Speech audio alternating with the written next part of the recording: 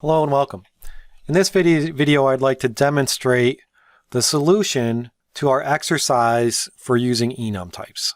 So I'm going to go ahead, you remember this solution, it basically, you create an enum named company, you define some values for it, and you print them out. So I'm going to run code blocks. I'm going to create a new project. I'm going to name this project enum example because that's a good one for it. It's going to go up to File, say New project. We should be getting pretty good at this by now. Selecting console application, C, and we're going to name this enum example, and it's going to put everything in our usual spot. I'm going to hit next and finish. And this will create our main.c file, which is good. It will get us started. We'll just delete some of the data. Again, we can add comments at the top for the author and the source. We should be doing that for good practice.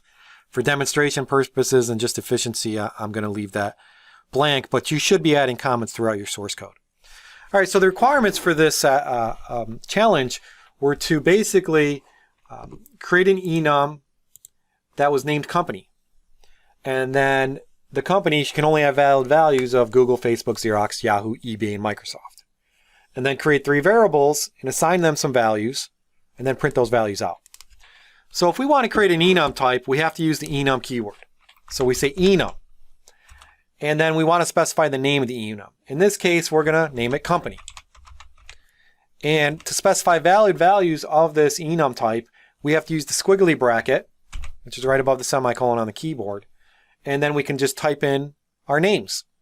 Here I'm going to say Google. I'm going to put everything in all caps just because it's easier to see. Facebook is going to be our second one. Xerox our third, Yahoo our fourth, eBay, and then Microsoft.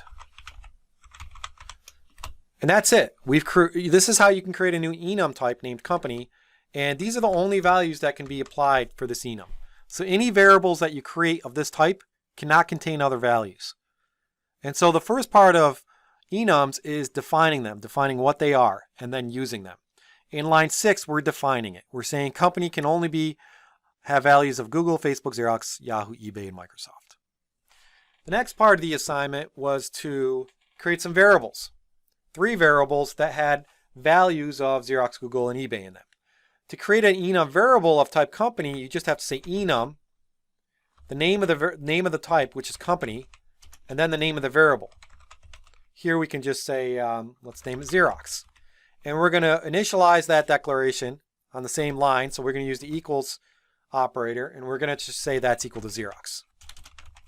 So remember, the name company, it cannot be assigned any value.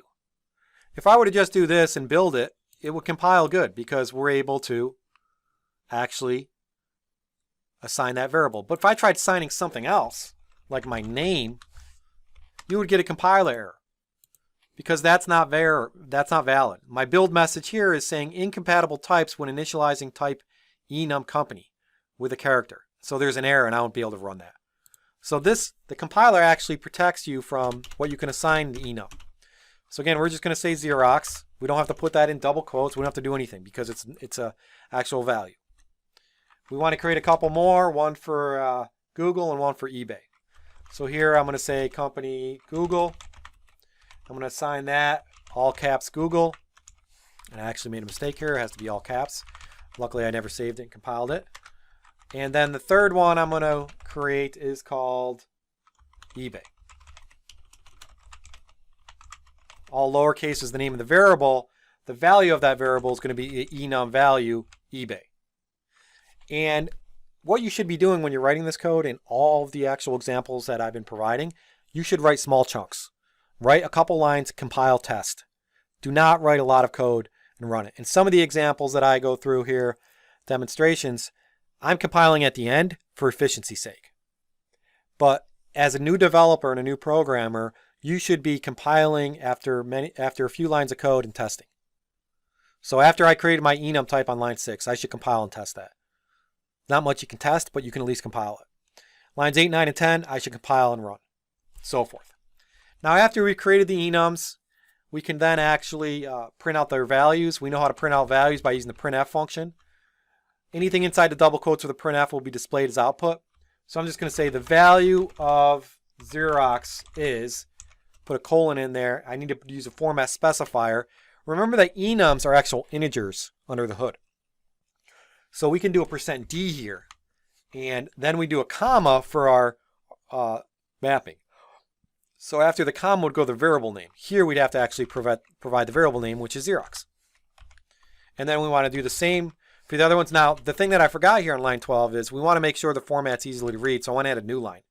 So I'm going to say \n. This is an escape sequence, a special character interpreted by the printf. So we're also going to do a printf, and we're going to say the value of Google is, we're going to say %d \n, whoops, \n. And here we're going to print out the value of Google variable, which is all lowercase Google. And then lastly, we're going to print out the value of eBay. And this is also going to be an integer, %d, with a line feed, even though I don't need it because there's nothing after this. Good practice. We use the comma for the argument, and then we say eBay variable. And we end all those statements with a semicolon. And that's it. So now we should compile and run. And the expected output here is going to be integers represented to the order of these values in the list. So as you notice that the list is defined on line 6. The list is Google, Facebook, Xerox, Yahoo, eBay, Microsoft. In the C code, in the C compiler, those are represented as integers. So Google is 0, Facebook is 1, Xerox is 2. So what I should see as output here is I should see as output 2, 0, and then eBay, which is 4. So let's see if that matches. Let's go ahead and build. I have no warnings, no errors. Let's go ahead and run it.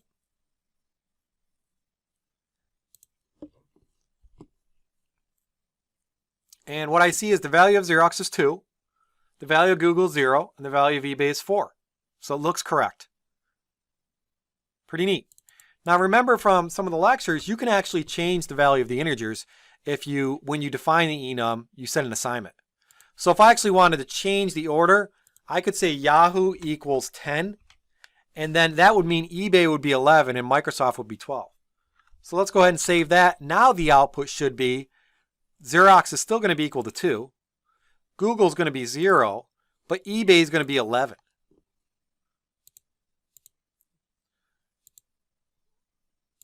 So we run it again, and we should see that 2, 0, 11. So you can change those integer values if you wanted to for some reason.